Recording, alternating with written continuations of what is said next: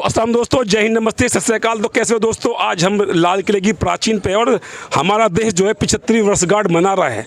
लेकिन आज हम किसी भी पॉलिटिशियन से ना तो बात करने वाले हैं और जो किसी भी कोई कार्यकर्ता से नहीं, हम सिर्फ आज बात करेंगे एक आम जनता से बात करेंगे। आम जनता क्या सोचती है और 75 साल में जो हमारे जो वीर जवान थे, जो फ्रीडम फाइटर थे, जो लाखों लोगों ने कुर्बानी देकर इस देश को ब्रिटिश गवर्नमेंट से आज़ाद कराया था, ये सोचकर कि कल उनके बच्चों का भविष्य उज्जवल होगा, पढ़ लिख सकेंगे, क्योंकि उस टाइम पे सारी पाबंदियां थी, एक आम जनता को राइट नहीं थे। तो ये सोचकर लाखों लोगों ने कुर्बानियाँ दी कि एक दिन हमारा देश आज़ाद होगा, हमारे बच्चे पढ़ लिख कर IAS IPS बनेंगे, डॉक्टर्स बनेंगे, इंजीनियर बनेंगे। तो सपना कितना पूरा हुआ, सिर्फ आम जनता से पूछते हैं। Hello sir. नमस्कार। नमस्कार सर। आपको हमारे परिवार की तरफ से और आपको भी स्वतंत्रता दिवस की 75वीं वर्षगांठ धन्यवाद सर, बहुत बहुत है आपको हार्दिक शुभकामनाएं और ठीक है सर।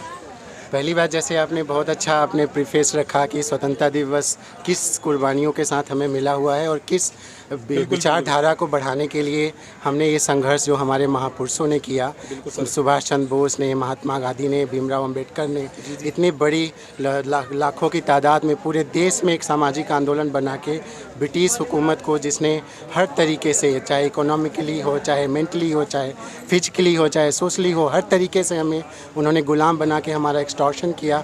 हमें अपनी संसद में ये बना बोले संसद में कि ये 70 साल जो 75वीं साल हम मना रहे हैं, इसके अंतराल में जो हमारे लोग सत्ता में आए, ब्रिटिश गवर्नमेंट चली गई थी, हमारे लोग सत्ता में आए, उन्होंने हमारे लिए क्या किया, बस ये वही मैं आपको बताना चाहूँगा कि हमने इन 75 सालों में बहुत कुछ खोया और बहुत कुछ पाया है। खोया तो हमने बहुत पहले ही था, क्योंकि 200 सालों तक हम ब्रिटिशर्स से खोते ही रहे, लेकिन इन 75 सालों में हम कहाँ एक ऐसी कंट्री जिसको इन्होंने, अंग्रेज़ों ने बुरी तरीके से चूस के छोड़ रखा था, आज उसके बाद हमने एक से बढ़ के एक मुकाम हासिल प्राप्त किया है। आज हम दुनिया में चौथे नंबर पे हैं GDP पर कैपिटा इनकम में, और इक्वालिटी की बात होती है, लेकिन कई सारी कमियाँ भी हैं।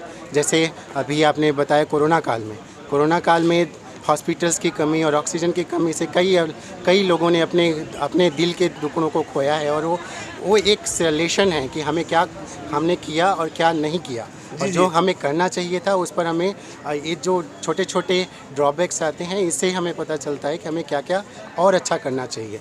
इन 75 सालों में हमने बहुत कुछ पाया है, हमने बहुत कुछ सर। और आखिरी संसद में ये कि इन नेताओं की जो कारगुजारी, जो मतलब जो राइट एक्टिविटी है, जो एक आदमी को मिलनी चाहिए, वो कितने पर, उसको आप कितने नंबर देते हैं? मैं टोटल सरकारों के बारे में बात करता हूँ। एक BJP सरकार है, कांग्रेस वाले जितनी भी सरकारें आई हैं, उनको कितने % देंगे? बस ये रही बात, जैसे आप भारतीय संविधान की देखिए, भारतीय संविधान का जो अम्बेडकर साहब ने जो संविधान बनाया था, उसका पालन हो रहा है ठीक से? संविधान का पालन संसद का काम है, और हमारे सभी की जिम्मेदारी इक्वल बनती है कि हमें संविधान का पालन करना चाहिए, और जो संसद के में हमने अपने रिप्रेजेंटेटिव बने हैं उसको सिक्योर करने का, और उसके मेन जो स्ट्रक्चर है संविधान को, उसको सिक्योर करने का है। लेकिन कई मामलों में कहीं पे कुछ कमियां रह जाती हैं, कई असामाजिक तरीके से कई सारी वॉइस हैं। इंडिया इतना डाइवर्स कंट्री है कि इसमें कई सारी जो आज के दिनों में देखा है हमने, जो लोगों में एक टकराव सा आ गया है, एक मानसिकता जो बदल गई है। फेथ के बारे में आप करो, एक फेथ एक आज का पर्सनल मैटर है, वो किसको मानता किसको नहीं मानता। लेकिन आज हम जो देख पा रहे हैं उसमें आप क्या कहेंगे?